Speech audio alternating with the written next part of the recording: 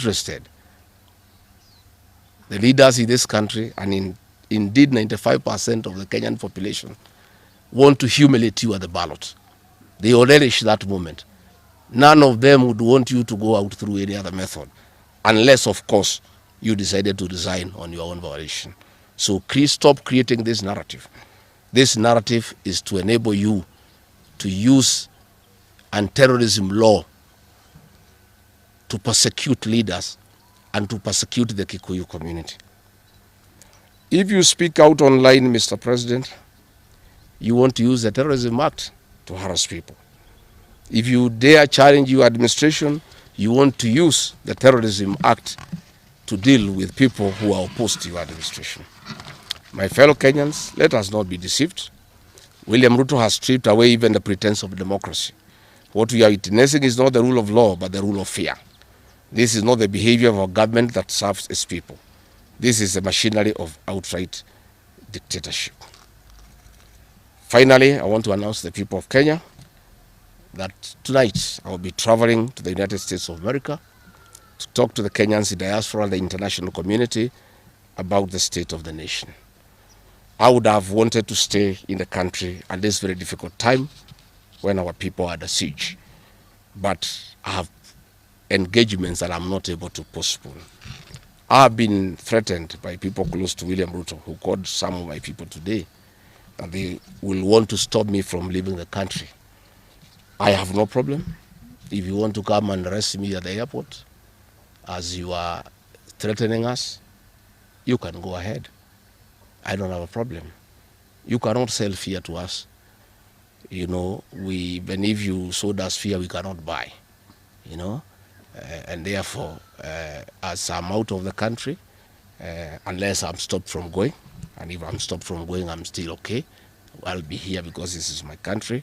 We have made sufficient arrangements with other leaders in the united opposition to create a pool of lawyers to come in through for our young people who are being persecuted on trumped-up charges of terrorism.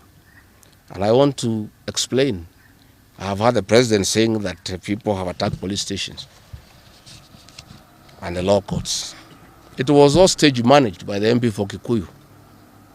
How do you explain that people can walk into a police station and they are not armed and take over the police station from armed police officers? How do you go to the courts that are guarded by armed police officers and touch them? All these attacks of vital installations were stage managed by William Ruto through Kimani Ichungwa to create the opportunity to prefer charges against people using the Anti-Terrorism Act. That is the reality. So nobody has attacked any police station. They were all stage managed by government. And what is happening is history is repeating itself. This is exactly what Moi did in the 80s against the Kikuyu community. After the abortive 1982 coup, he used sedition laws and the clandestine Kenya movement to profile the community and hold people into court, and they'll be taken by Bernard Ichungwa after 5 p.m. This is history repeating itself. I want to ask our people to be calm, to be cautious, and to be strong. I want to appeal to our young people, the Gen Zs. Looking at the scenario of what is happening and what William Ruto has planned, I want to ask my children, my sons and daughters, to consider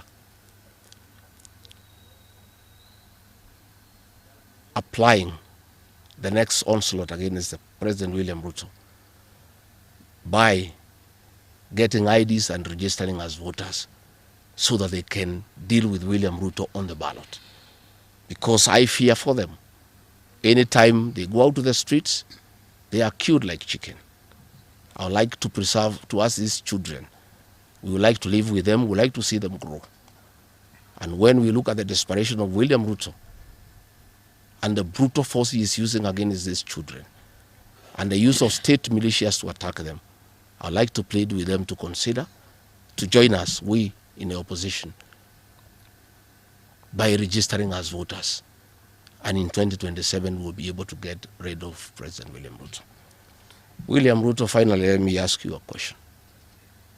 The Kikuyu nation, the Mount Kenya people, you call tribalists every day.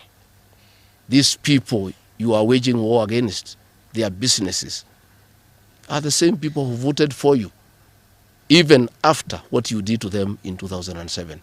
They forgave you and considered you as a person they can elect as president. You have turned against the community. You are trying to mobilize other Kenyans to profile them and to fight them, but they have refused. These same people from Mount Kenya have the capacity to support somebody else. It must not be you. And they proved that they are not tribal by voting for you when you are Kalenjin. They can vote for a Kamba.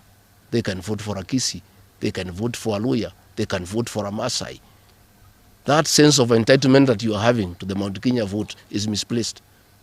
They voted for you, yes. You betrayed them. You turned against them. They don't have to vote for you again.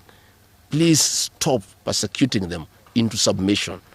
They will not submit to your brutality, to your vicious attack against them and their leaders. That I want to tell you for free today. I have listened to you talking with a lot of anger, calling them tribalists. They are not. How can they be tribalists when they voted for you and you are not one of them? But you don't have a sense of entitlement that they must vote for you. You know what you have done to them and why they have reacted the way they have. And I want to assure you, you cannot scare them into submission. Even if you jail them, they will not submit. These are seasoned descendants of the freedom fighters, and they cannot be intimidated. So let me encourage my leaders here as I go away to remain strong, to remain focused, and to speak for the people of Kenya.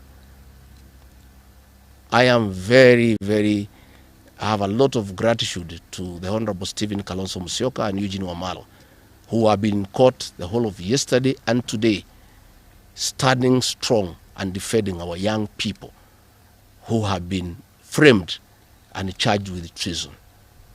For those two leaders, I want to give them the gratitude of my community and our leadership. They have come through for a community when it's under siege, and we are indeed very, very grateful. I want to ask our leaders here to be vigilant and to continue speaking out to the people of Kenya. Should the situation get out of hand and I need to cut my trip short and come back to join the other leaders in defending our people and speaking for them, I will gladly do so. Thank you very much. Good. That's comprehensive. I don't think iko maswali hata kidogo. Labda ile watu ya Kameme iko na Nairobi.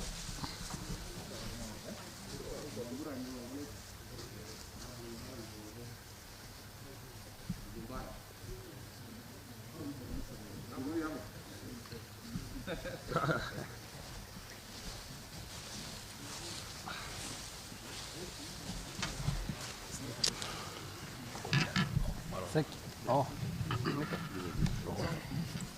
Muko tayari wale watu ya Kifaransa?